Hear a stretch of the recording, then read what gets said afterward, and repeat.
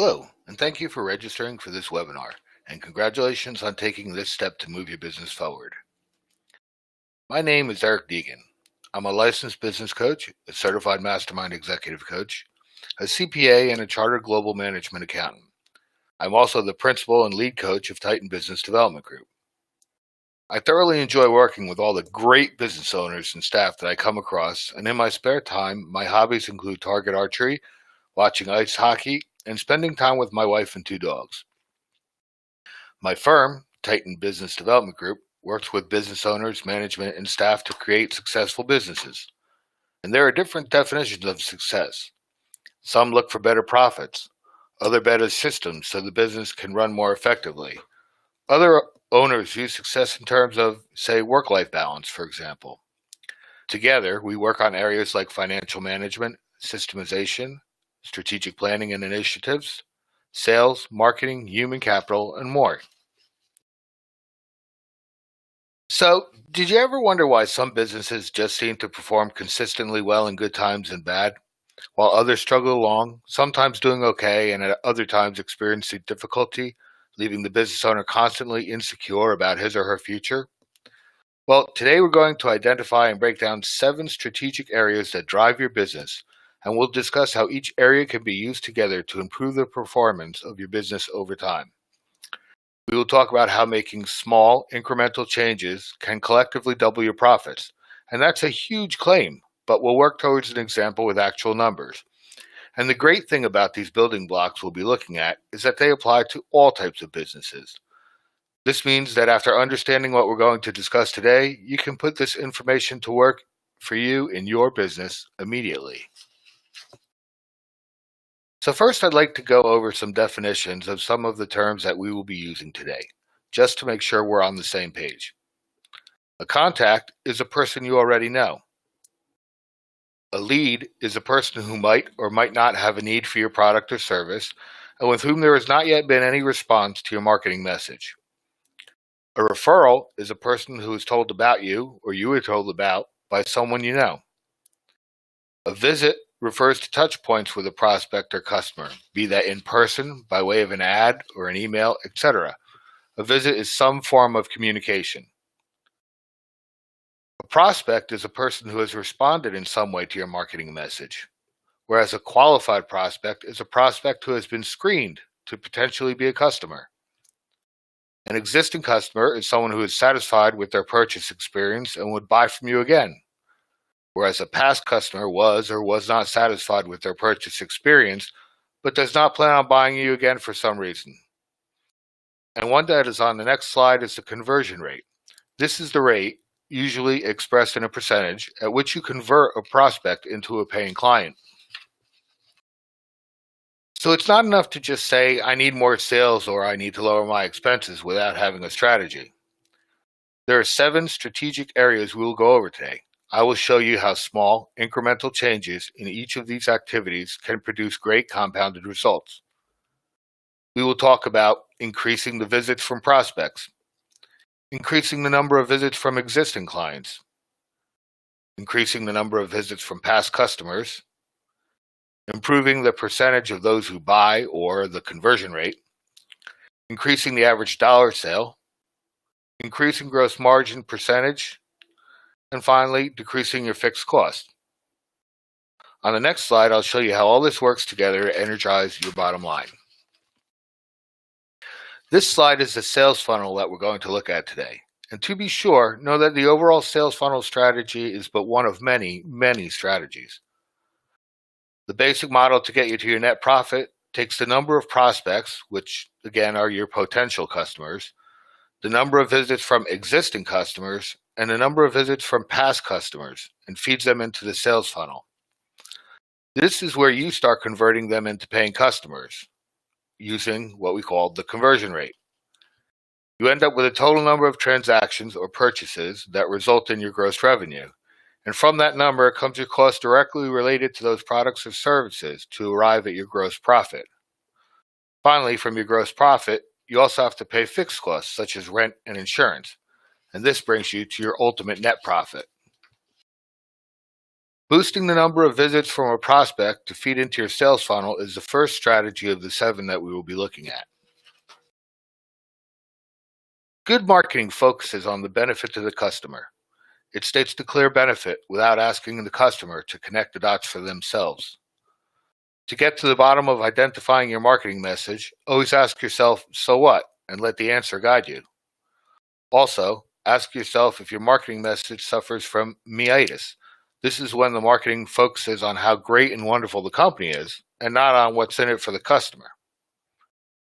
It's always helpful to follow Doug Hall's 3 laws of marketing by first creating an overt benefit, then defining a real reason to believe it, and explaining the dramatic difference it provides.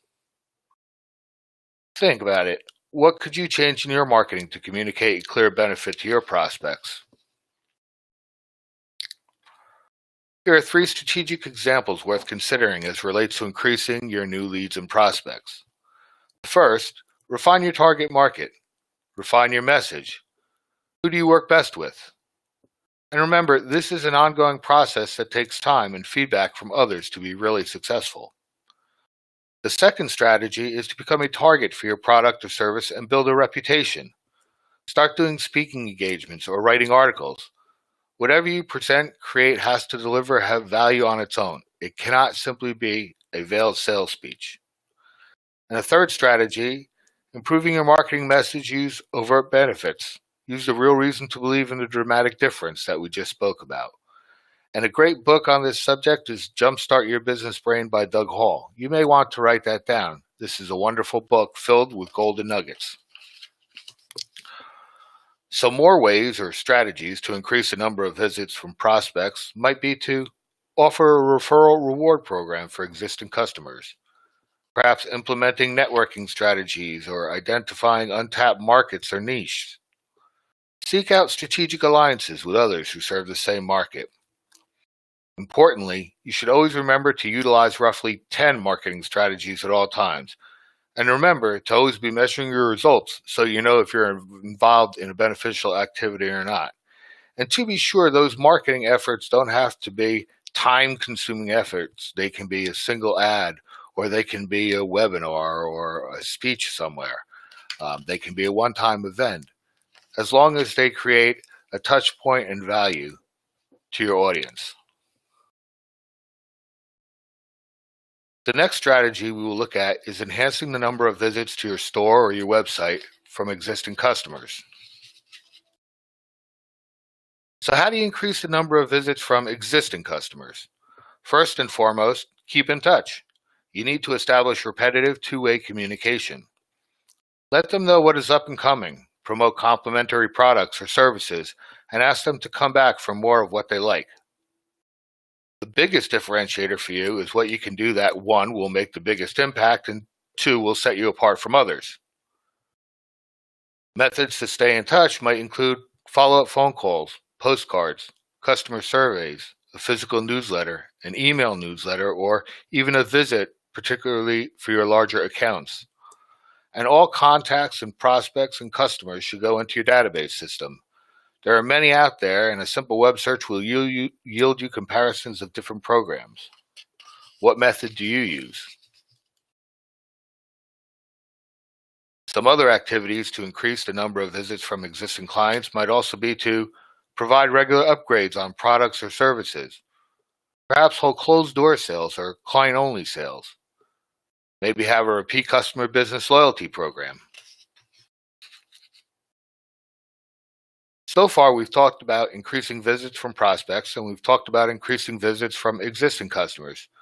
Next, we turn our attention to increasing the number of visits from past customers, how to increase and convert them into current paying customers. Find out the real reason they left and fix it. You need to know why those past customers left. Your customer service system must include a feedback mechanism such as surveys, phone calls, etc. This information will be used to help you see trends coming in the future and adapt your product lines. What are ways you might be able to increase your customer service system?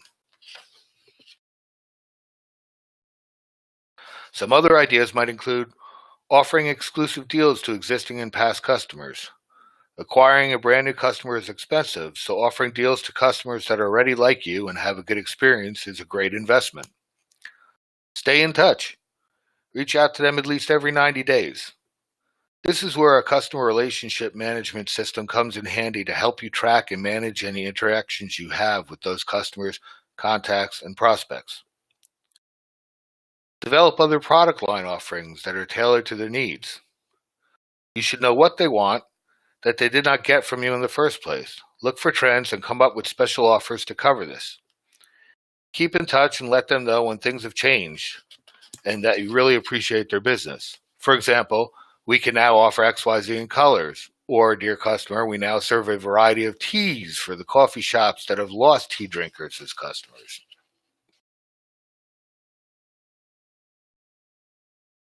Back to our model. We now see where these three areas of strategic focus feed into the sales funnel and come out with your total number of successful transactions. They enter the funnel as opportunities. Now it's your job to convert them into those paying customers. So how are you converting them? Are you using a selling system or are you just winging it? And if not, how's that working for you? You must have a selling system. This includes flowcharting the sales process, using sales scripts or techniques, and employing tools for tracking results. There are many great books and software applications out there with solid sales system, Sandler's sales system being one of them. Or we would be happy to discuss working with you on developing tools and on a solid sales system. Now, a good saying to remember is, when you're telling, you're not selling. Give your prospect all the room they need to talk. You also need to make them like you. People tend to buy based on an intellectual decision, such as I need transportation, but who they buy from is more often than not based on an emotion, such as I really like the red Corvette that company A offered, or I'm going back to the first salesman I spoke to because I think we got along very well. And practice active listening. Practice the 80-20 rule. If possible, let the prospect talk 80% of the time and you the other 20%. Remove obstacles to buying. You have to make buying easy for them. This includes payment methods, perhaps a financing option, etc. And downsell if you must to keep them from walking away, which is usually overpriced, but don't pitch a downsell until after you've exhausted your other resources. It's a backup, a last resort, but good to have in your quiver. Next in our model, we will look at increasing the value of the average sale. A good sales system pokes around looking at some underlying and unexpressed needs and wants, or it creates them. The big difference here, again, is what you can do that will make the biggest impact and will set you apart from others. Remember that value equals perceived benefits over price. The higher the perceived benefits, the more value we feel we are getting from our purchase, the higher price we can charge. The lower the price, the higher the value we may feel we're getting. This is meant to drive home that people buy value, and there are more ways to increase value than just decreasing price. In other words, use increases in perceived benefits as an option. Example: there's a reason why movie theater concession stands cheerfully tell you that for 59 cents more you get a large soda instead of a medium, which is 50% more volume. Forget for a moment that your bladder can't hope to handle what they call a large soft drink. Upgrading from a 24 to 36 ounce costs the theater anywhere from 7 to 12 cents. Do you really need more soft drink? Probably not. But you get more value. In other words, more utility or benefit for a marginally increased price. This is called upselling. And even though the example is one with an extreme margin, it can work for pretty much any product. Caution here, the key word is marginally increased price. An upsell that pushes the price outside of the prospect's budget can easily result in indecision and a lost sale. And another important takeaway is that your selling system should include a budget step, one that identifies the budget your prospect has set aside for this purchase, which will give you a range to work within.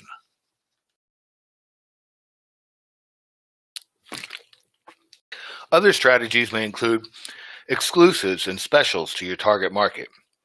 Support the upsell tactic with easy payment options, as I already mentioned, and remove any obstacles to buying.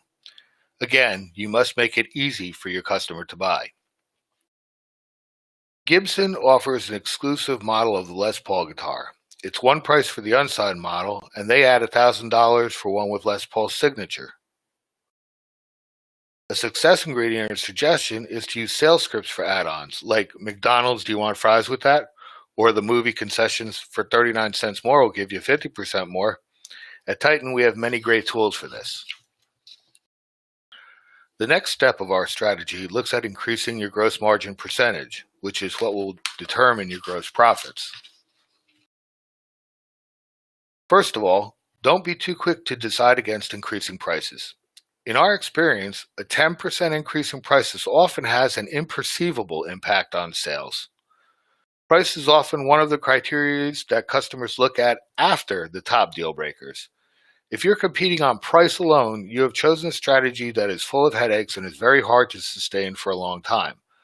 By defaulting to price, you imply that the other dimensions of your offering are unimportant or undifferentiated. You have not adequately expressed a resolution of your client's needs. Another important area to look at is your cost of goods sold and how to reduce them if possible. Ask vendors for better terms. It stuns me how many business people don't do this. The vendors are business people and they have a vested interest in your success. So ask them for a better price. Ask them for a better rate on any credit they've extended to you. Ask them for free shipping, free displays, free promotional materials, etc. Ask them for volume discounts or to participate in a joint campaign. All of these are cost burdens that you can share and therefore reduce from your bottom line cost. And be strategic with incentives. Now, I worked with a large IT consulting company. When looking at projects, I could see that they were losing money on them often. When I asked them why they thought this was, I was told that the salespeople were given bonuses based on the number of sales instead of profit. So to get their bonuses, they would deeply undercut the competition to get the business. But why does upper management allow this was my next question. And I was told because they wanted the company's order backlog to continuously grow. They were looking to exceed $1 billion. But the longer their backlog was, the higher the stock share prices became. But what about the profits per unit, I asked. We'll worry about that later, was their reply. And the moral of the story here is that you get what you reward. Make sure you know what you want to get. Here we want profits, so reward profits, not necessarily just raw sales. This brings us to the last strategic area in our model today. It looks at reducing fixed costs, and this is the 7th step in our formula that brings us to your net profits. Reduce any non-strategic overhead. Every fixed cost should be considered against whether it supports the company's strategy or not. You should review inefficient overhead systems, reevaluate all equipment needs, materials, and implement systems that help reduce excessive waste. Here are 3 strategic ideas to consider. The first strategy would be actively audit your cost and put the biggest ones up for bid, if possible, and constantly try to squeeze them down.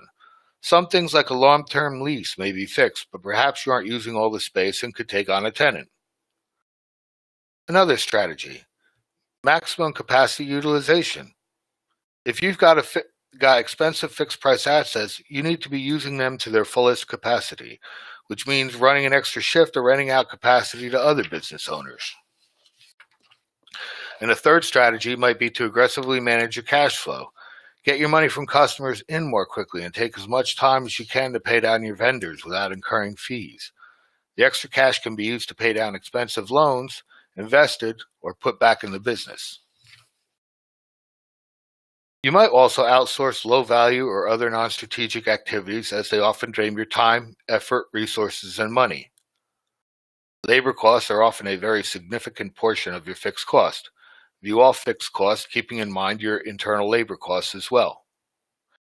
And rather than struggle trying to keep the quality high and the cost low of activities that are not vital to your business, outsource them to companies who make it their business.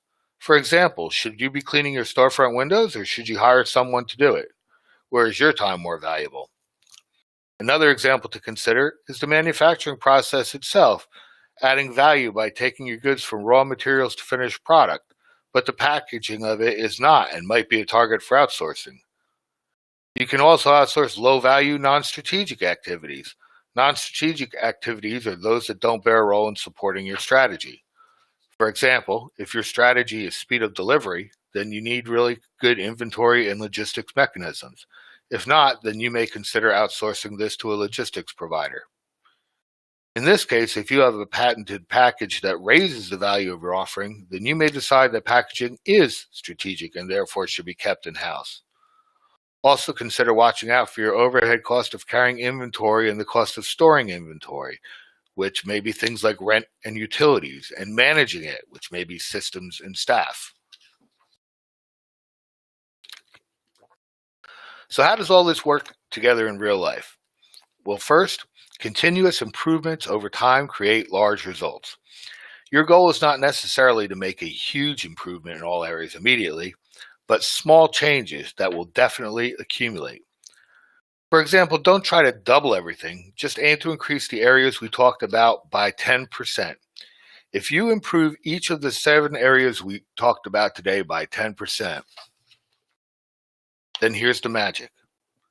We took this sample with net profits at the end of the year, and after working in each of the 7 areas we discussed today, with only a 10% change in each area, the results to the bottom line was an increase in net profits of 97.5%. The profit nearly doubled. And this strategy we've been talking about certainly beats trying to double the amount of customers alone or sales alone. Remember, these were simply incremental changes of 10% in the areas we talked about. For our final slide on this material, let's cover how to get started implementing changes in the areas we talked about today.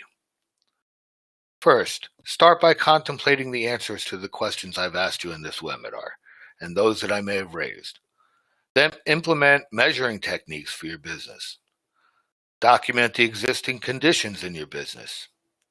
Implement and test an idea for improvement. You may try 50 before you find one that yields great results. And lastly, always measure the results of the new condition to make sure it is a strategic effort that makes sense. And then repeat, continually testing and measuring your results. I thank you very much for attending today's webinar, and we offer you the best of luck for you and your business. If you would like to contact us, you can reach us by phone at 973-601-3275 or by email at information@titanbdg.com. That's Titan, Titan, BDG.com. And you may also find us on the web to familiarize yourself with some of the services, offering, and staff here by visiting www.titanbdg.com. Thank you and best of luck.